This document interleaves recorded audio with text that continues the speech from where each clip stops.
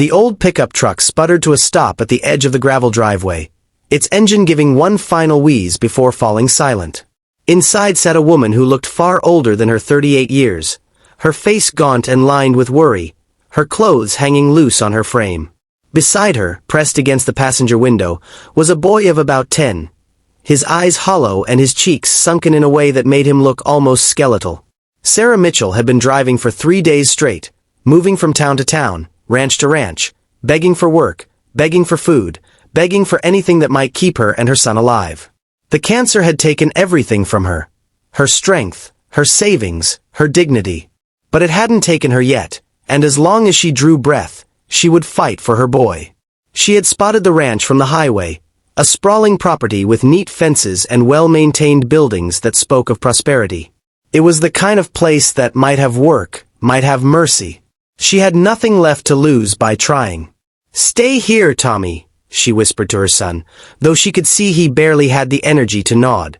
His lips were cracked and dry, and she knew he needed water more than anything else. The last of their supplies had run out yesterday morning. Jack Brennan was checking the fence line near the main house when he heard the truck. He was a man in his mid-50s, weathered by decades of ranch work, his hands calloused and strong. He had inherited this land from his father and had built it into one of the most successful cattle operations in 3 counties. He was known as fair but firm, a man who kept to himself and expected others to do the same. He watched as the woman emerged from the truck, moving slowly, carefully, as if every step caused her pain. She was thin, too thin, and there was a yellowish tinge to her skin that he recognized immediately. He had seen it before in his late wife during her final months. Sarah approached him with as much dignity as she could muster, though her legs trembled beneath her. "Sir," she began, her voice hoarse and cracking. "Please, I know you don't know me, and I have no right to ask, but we haven't eaten in 3 days. My mama's dying," she paused, correcting herself with a bitter laugh. "I'm dying. That boy in the truck is my son, and he's all I have left in this world." Jack stood perfectly still, his face unreadable. "I'll clean your cabin, your barn, anything," she continued, the words tumbling out faster now, desperate. "I can muck stalls, repair fences, cook, clean. I was a nurse before I got sick. I can work. I just need food for my boy. Please." The rancher remained frozen, his blue eyes studying her with an intensity that made her want to look away. The silence stretched between them, thick and terrible, and Sarah felt what little hope she had carried begin to crumble. "I'm sorry," she whispered, tears beginning to stream down her face. "I'm sorry for bothering you. I'll go." She turned to leave, her vision blurring, when his voice stopped her. "Wait." Jack had been raised by a hard man in a hard land, taught that sentiment was weakness and charity bred dependency. He had watched his own father turn away countless drifters and beggars over the years, had heard the lectures about how helping one meant being overrun by hundreds. He had lived by those principles for decades. But something in this woman's eyes, the fierce love mixed with absolute desperation, had cracked something inside him. Or perhaps it was seeing his own wife in her gaunt features, remembering those final days when she had fought so hard to stay alive for just one more Christmas, one more birthday, one more ordinary Tuesday morning. "Come inside," he said quietly. "Both of you." Sarah couldn't believe what she was hearing. She stood rooted to the spot until he gestured toward the house, then she practically ran back to the truck, yanking open the door and helping Tommy out. The boy could barely stand, and Jack found himself moving forward, scooping the child up in his arms without a word. Inside the ranch house, he set Tommy on the couch and immediately went to the kitchen. Sarah followed, hovering uncertainly in the doorway, afraid that any wrong move might break this fragile miracle. Jack moved with surprising efficiency, pulling out bread, cheese, fruit, and a pitcher of water. "Don't eat too fast," he said, his voice gruff. "If you haven't eaten in days, you'll make yourself sick." He watched as Sarah took the glass of water with shaking hands and helped Tommy drink slowly, carefully. The boy's eyes grew wide at the sight of food, but his mother was careful, giving him small bites, making him chew thoroughly. Jack remembered his wife doing the same during her illness, when eating had become both necessary and agonizing. They ate in silence, and Jack found himself studying them. The woman's clothes were clean despite being worn thin. The boy's hair had been recently combed. There was an attempt at dignity here, a refusal to surrender to circumstances even when circumstances had clearly won. "How long?" he asked finally. Sarah knew what he meant. 6 months, they said. That was 4 months ago. Treatment. She laughed, a sound without humor. "We tried. Sold everything we had for the first round of chemo. House, car, furniture. All of it. Got us 3 treatments before the money ran out." She looked down at her hands. Insurance had lapsed 6 months before the diagnosis. "My ex-husband," she shook her head. "Doesn't matter. He's gone and it's just us now." Jack stood and walked to the window, looking out at his land. 5,000 acres of prime grazing land, 300 head of cattle, a bank account that would support him comfortably for the rest of his life. And here was a woman dying, a child starving, because the system that was supposed to protect them had failed. "The cabin out back," he said finally, not turning around. "It needs work. Cleaning, repairs, some painting. If you're up to it, you can stay there while you work. Meals included." Sarah's breath caught in her throat. "I can work," she said quickly. "I promise you, I can work hard." "I can see that," Jack replied, finally turning to face her. "I can see you've been working hard for a long time."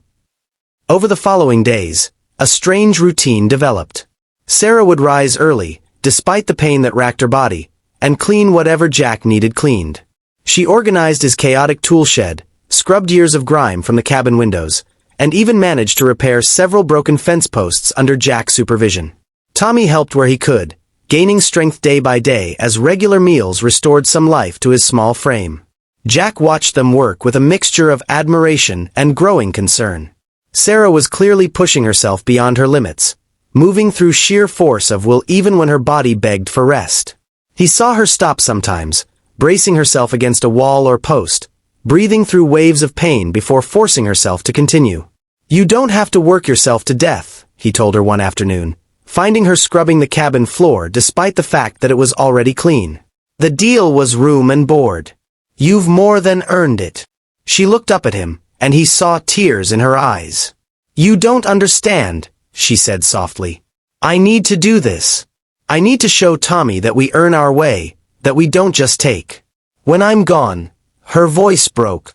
"When I'm gone, I need him to remember that his mother worked for what she got, that she kept her dignity until the end." Jack had no response to that. He simply nodded and walked away, but that evening he found himself calling the boy over. "Your mother," he said gruffly, "is one of the strongest people I've ever met." Tommy nodded solemnly. "I know, sir. She is the strongest person in the whole world." As weeks passed, Jack found himself making excuses to keep them around. There was always one more project, one more task that needed Sarah's touch. He told himself it was because she was a good worker, but late at night, alone in his big empty house, he admitted the truth. He couldn't bear to send them back out into a world that had already chewed them up and spit them out. He started making phone calls. To doctors he knew, to social workers, to anyone who might be able to help. He learned about experimental treatments, about charitable programs, about the Byzantine maze of assistance that existed for people like Sarah, if only they knew how to navigate it. One evening, he sat Sarah down at his kitchen table and slid a folder across to her. "There's a clinical trial," he said without preamble. "At the university hospital, 3 hours north. They're testing a new treatment for your type of cancer. It's free, they cover everything, even lodging nearby." Sarah opened the folder with trembling hands, scanning the documents. "Why would they accept me? I'm terminal. That's exactly who they want," Jack interrupted. "People who've tried everything else. People who have nothing to lose." She looked up at him, eyes wide. "I don't understand. Why are you doing this?" Jack was quiet for a long moment. "My wife," he said finally. "Marta. She had cancer too. Different kind, but same result. We tried everything, spent everything, and in the end, it didn't matter. She died here, in our bedroom, and the last thing she said to me was that she wished she had done more, seen more, been more. He cleared his throat roughly. You're not her. Your boy senetime. But maybe this time things can be different. Sarah began to cry, great heaving sobs that shook her thin frame. Tommy ran to her, wrapping his arms around her, and Jack stepped back, giving them their moment. The next morning, Jack drove them to the hospital himself. He sat in the waiting room during Sarah's evaluation, Tommy beside him, both of them silent and tense. When the doctor finally emerged and said Sarah was accepted into the trial, something loosened in Jack's chest that he hadn't realized was tight. They returned to the ranch, but everything was different now. Sarah had hope. Fragile, uncertain hope, but hope nonetheless. The treatments would start next week, and they would need to stay near the hospital for at least 6 months. The cabin, Jack said. It's yours. For as long as you need it. When you're up at the hospital, I'll keep an eye on things here. When you're back recovering, you've got a place to rest. Sarah shook her head. I can't accept. We've already taken too much. You've taken nothing, Jack said firmly. You worked for your keep, and now you're fighting for your life. That's not taking. That is living. As they stood there in the fading light, Tommy between them, Jack realized something had shifted in him. The hard shell he had built around himself after Martha's death had cracked open, letting in light and pain and hope all at once. He didn't know if the treatment would work. The odds were long, the statistics grim. But he knew that for once in his life, he had done the right thing without counting the cost. He had seen someone in need and had responded with his whole heart. And perhaps that was what Martha had meant in those final moments. Not that she wished she had done more for herself, but that she hoped others would do more for those who came after.